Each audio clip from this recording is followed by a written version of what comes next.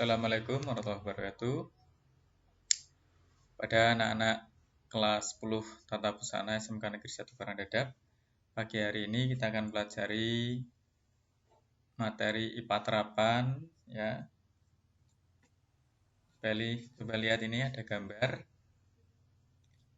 Gambarnya enak-enak ini ya. Ada berbagai jenis makanan ya. Kalian pasti sudah pernah merasakan atau sudah pernah mencoba atau mengkonsumsi makanan-makanan tersebut. Gambar-gambar ini ada kaitannya dengan materi kita hari ini. Coba materinya tentang apa ini?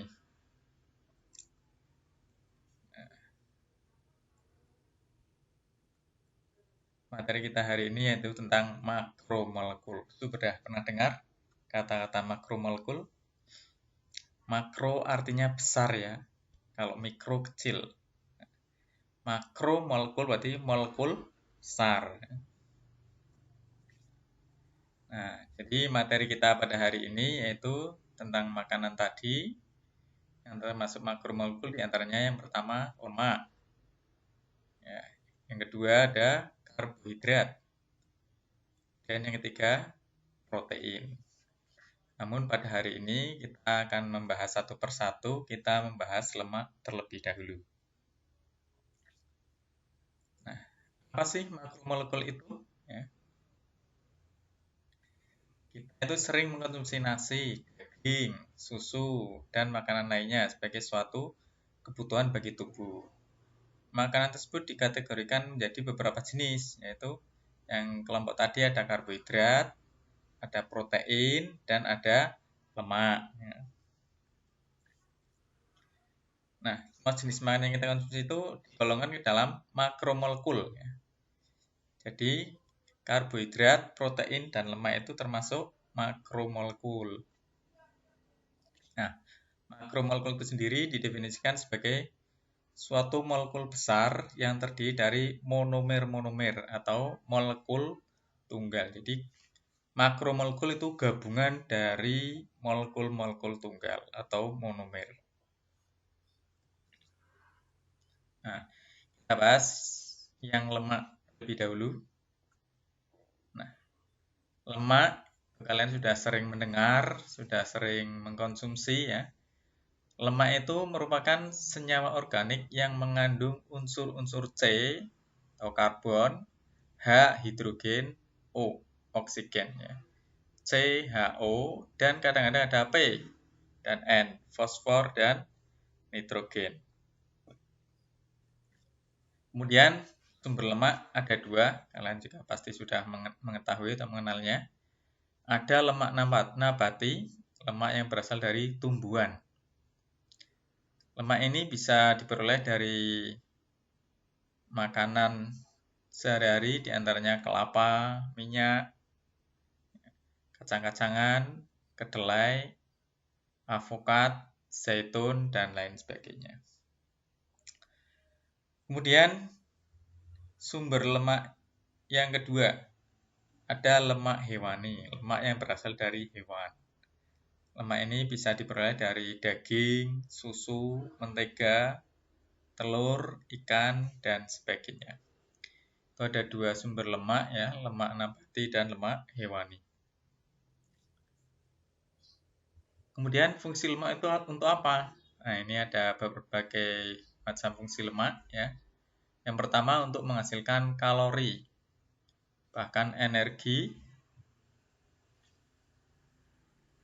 atau energi yang dihasilkan, energi dari lemak itu lebih tinggi dari karbohidrat. Kemudian sebagai pelarut vitamin dan zat-zat lain. Vitamin yang dapat larut dalam lemak yaitu vitamin A, D, E, dan K. Dan yang ketiga, lemak itu untuk membangun bagian-bagian tertentu dari sel ya. Sel yang tersusun dari lemak itu membran sel. Kemudian fungsi lemak selanjutnya melindungi tubuh dari suhu yang rendah. Kalau orang yang kekurangan lemak, dia biasanya lebih cepat kedinginan. Dan yang kelima, sebagai bantalan lemak. dan pelindung organ dalam, misalnya jantung, lambung. Kalau lemaknya bercukupan, itu melindungi organ-organ yang ada di bawahnya. Itu fungsi-fungsi lemak ya.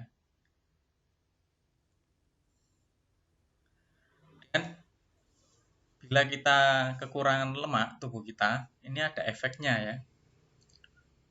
Jadi bila dikonsumsi dalam jumlah banyak, berlebihan, itu lemak juga berpotensi mengancam kesehatan ya. Namun, bila tidak mengkonsumsi lemak dengan cukup, juga dapat mengundang berbagai gangguan pada tubuh. Misalnya, yang pertama, sulitnya penyerapan vitamin. Tadi di antara fungsi lemak kan dapat melarutkan vitamin. Kalau yang melarutkan tidak ada, nah nanti penyerapan vitaminnya terganggu. Yang kedua, menurunkan energi tubuh. Tadi fungsi dari lemak kan menghasilkan energi. Kalau lemaknya tidak ada, energinya bisa turun.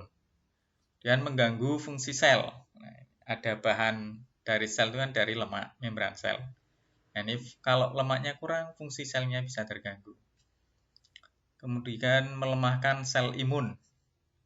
Yang kekurangan lemak itu bisa sel imunnya atau sel kekebalannya akan lemah. Dan yang kelima, resiko penyakit jantung. Tadi lemak kan melindungi organ-organ penting yang ada di dalamnya sebagai bantalan ya. Kalau yang melindungi tidak ada, ini ya, ini bisa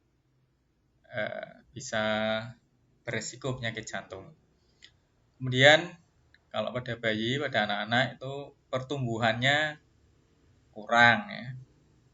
Kulitnya jadi kering. Ini efek bila tubuh kekurangan lemak.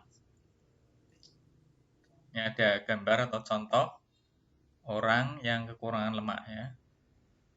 Ini lemes, tidak berdaya, tidak berenergi. Ini anak-anak yang kurang lemak ya. Lunglet ya, balung dan kulit ini. Nah, setelah mendengarkan, mengamati, memperhatikan materi yang tadi, coba ini kalian mengerjakan soal ya. Ada 4 soal, nanti silakan dikerjakan di buku. Kalau sudah difoto, kemudian dikirim japri ke WA ya. Apa yang dimaksud dengan makromolekul? Tadi sudah ada. Yang kedua, apa perbedaan antara lemak nabati dan lemak hewani? Dan berilah masing-masing 4 contoh. Yang ketiga, sebutkan 4 fungsi dari lemak bagi tubuh. Ya. Tadi juga sudah ada. Dan yang keempat, sebutkan 5 efek bila tubuh kekurangan lemak. Silakan dikerjakan ya. Jangan lupa untuk mengisi daftar hadir pada hari ini. Terima kasih, semoga bisa mempelajari materi, memahami materi, dan mendapatkan ilmu yang bermanfaat. Assalamualaikum warahmatullahi wabarakatuh.